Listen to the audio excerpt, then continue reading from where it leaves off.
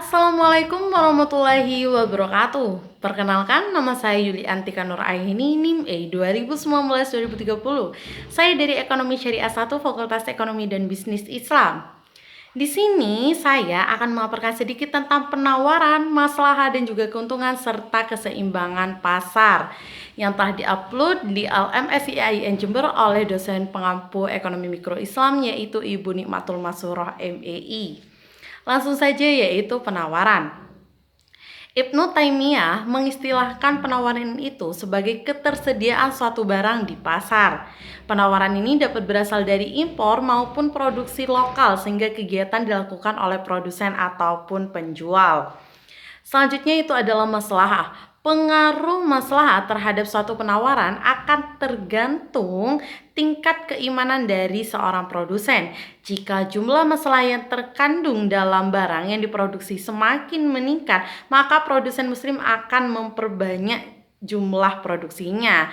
Dalam hal ini tidak hanya menguntungkan konsumen saja, namun juga produsen. Mengapa jika produsen itu meningkatkan tingkat masalah akan menguntungkan produsen juga? Jika seorang produsen itu meningkatkan masalahnya dalam suatu barang, maka seorang konsumen pastinya lebih memperhatikan suatu barang. Oh, ini ternyata masalahnya banyak, ini manfaatnya banyak. Jadi banyak sekali orang yang berbondong-bondong akan membeli suatu barang yang diproduksi oleh seorang produsen itu.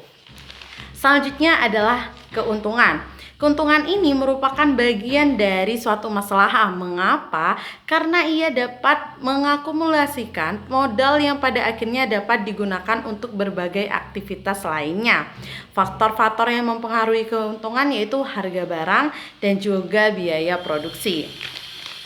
Selanjutnya yaitu keseimbangan pasar. Kondisi yang terjadi ketika kuantitas ditawarkan dan kuantitas yang diminta itu sama. Pada keseimbangan tidak ada kecenderungan harga untuk berubah.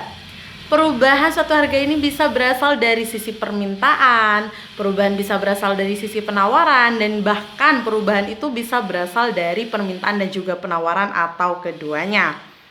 Jika perubahan itu berasal dari sisi permintaan, itu terjadi jika kuantitas yang diminta itu melebihi kuantitas yang ditawarkan, maka harga itu akan cenderung naik. Sedangkan jika berasal dari sisi penawaran, itu terjadi jika kuantitas yang ditawarkan itu lebih besar daripada kuantitas yang diminta, maka harga itu akan cenderung turun. Mungkin hanya itu yang bisa saya sampaikan mengenai penawaran dan juga keseimbangan pasar. Kurang lebihnya mohon maaf. Ihdinas siratal mustaqim. Wassalamualaikum warahmatullahi wabarakatuh.